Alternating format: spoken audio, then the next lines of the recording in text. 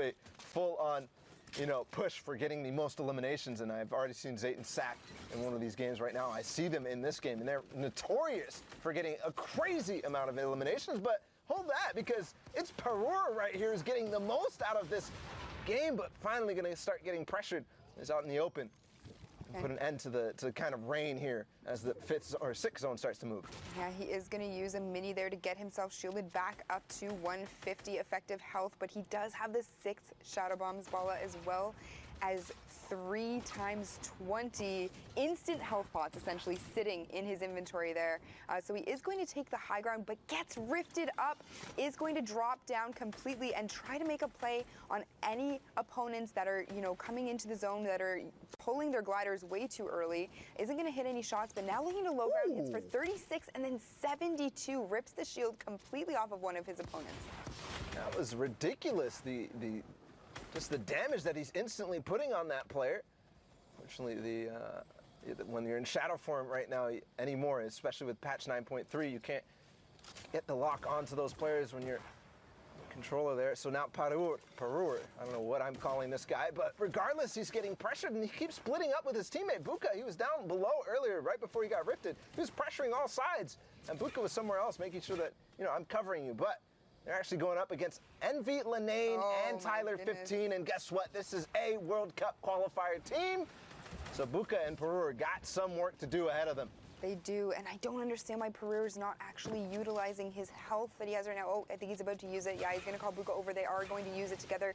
Use that AoE to get themselves a little bit more health and shield, but it doesn't matter because Linane and Tyler know. They know what they're trying to do. They saw the campfire, and it's not going to be enough.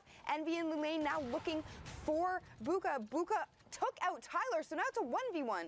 It's not a 1v1. There's one more what's happening? There's one more player somewhere around, but all of a sudden he gets rifted, and there's so much going on in the final moments, which is crazy because of how many players were in this, but he's going to go full challenge. Linane does not have any chill. He's just going for it right now. He knows that these guys are all fighting, and he is so low on health. He cannot take any fall damage. That's why he opts to take that Shadow Bomb.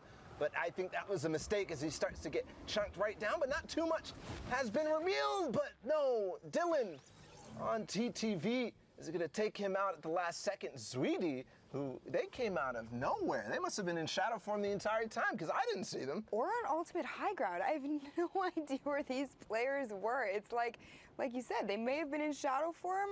I think possibly they were on high ground. Who knows where they were? It doesn't matter. The fact is that they've netted themselves a victory royale, and we are going into one more game here. We have only 6 players remaining in this one, 3 duos, so it's going to be a 2v2v2.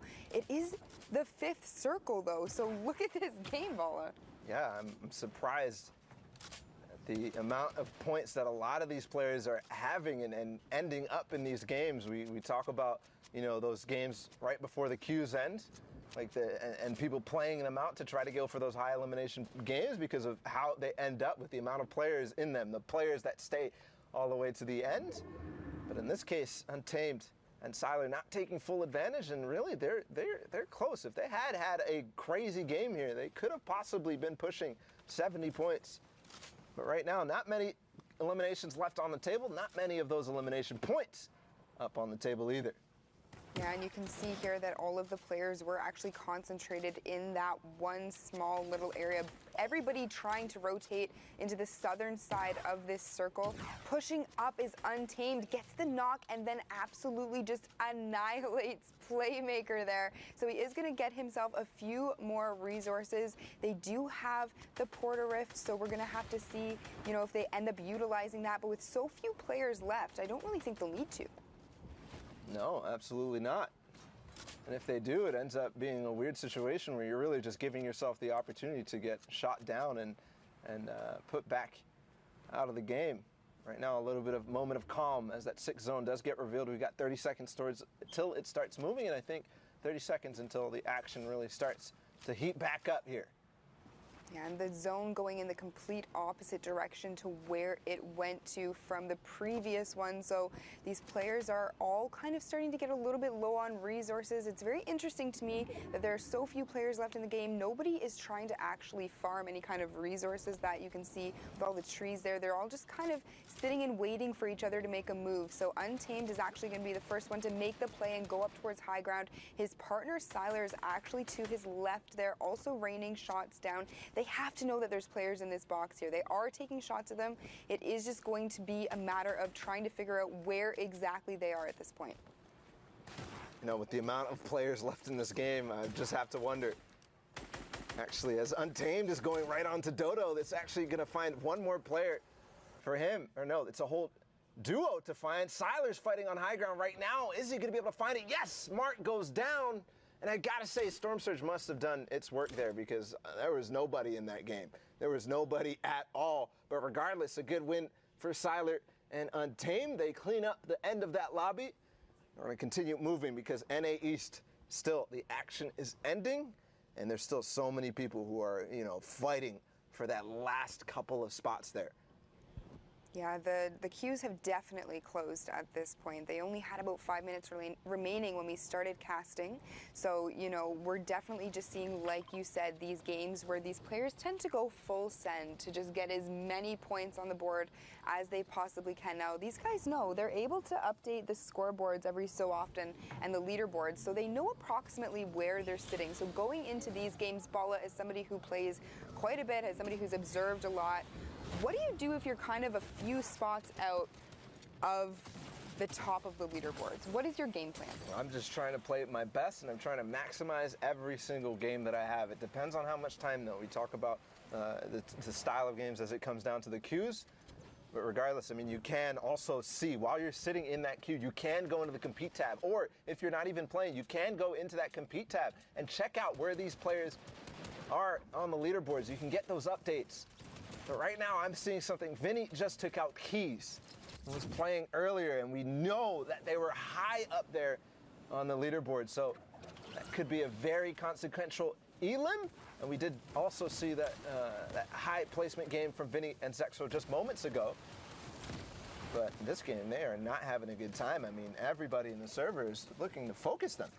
Vinny just getting his shield completely ripped off there, opting to pop the slurp, does get the knockdown on Cascat. Now if he can get that siphon out very quickly, he's going to be fine, which he absolutely does. Now going to be healed up again to full HP, so thank goodness for that, because that was a lot of pressure on those two for a brief moment. You can see that they have a baller in there, in their little build with them, so that is going to be a little bit of an opportunity for them to use to rotate when they need to.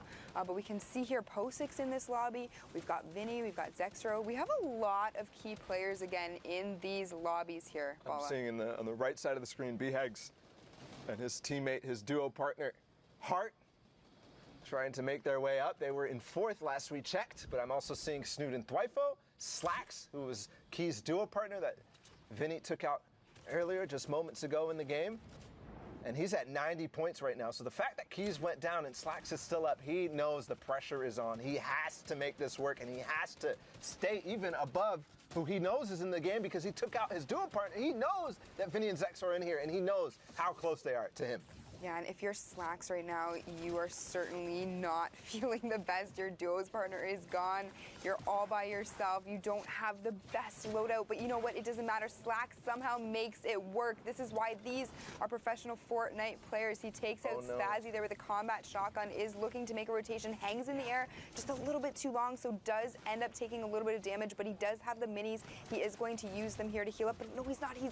Oh my gosh. He's in the call. Oh, yes, he drops him in. I think that might be, no, it's Aroa, who was up high on the leaderboards earlier with his teammate Npen. He's going to take him out, take the mini first, and then the siphon elimination to make sure he goes up to max. Vinny and Zexro are still in the game, and I just have to wonder who is going to come out on top of this, because this is going to decide a lot. Vinny and Zexro right now quite split, though.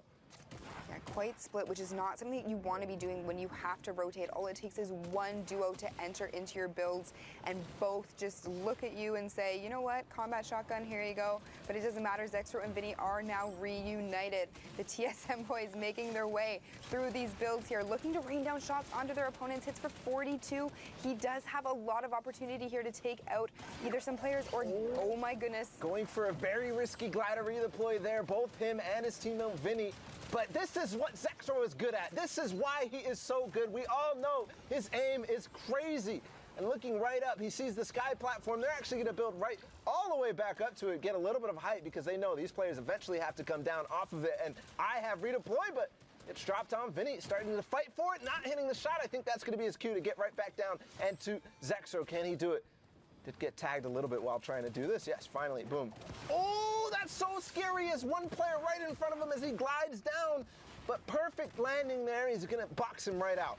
This is so risky for him to keep doing this and keep redeploying in this fashion. They have 17 players remaining in this lobby, so you at any point in time have 14 people looking at you. He doesn't have any builds left, so he is going to have to use the redeploy to get down safely, but he goes down. Unfortunately, Slacks takes out Vinny, getting a little bit of revenge for his partner. You love to see it, Paula. That is revenge in this game. Everything right now is hinging on the fact that Keys got revenge there, or got avenged there. Here, Zexro now trying to also do the same for his duo partner, and it's now top 10. So we're going into the last zone, and it's not even that final threshold of top 5 or the Victory Royale either. Obviously, Zexro now getting a little closer, opening that door so he can edit through and use that Shadow Bomb and continue forward and maybe get towards any more placements, but he's only on 27 mats.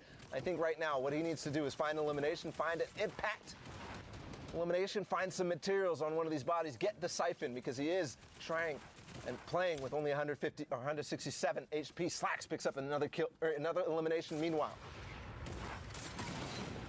Zexro just utilizing his tactical shotgun there to the finest. He gets Sean, takes him out, gets himself back up to full HP, picks up a little bit of build, but now effectively is done. He gets revenge! Slacks. It was a back and forth with his duo the whole game. And Zexro finally goes down by the hands of Hart, who did lose his dual partner. So it's a 2v1 right here as Lord takes out the last player. No, sorry, Rokane and his teammate Lord take out the last player there in Hart.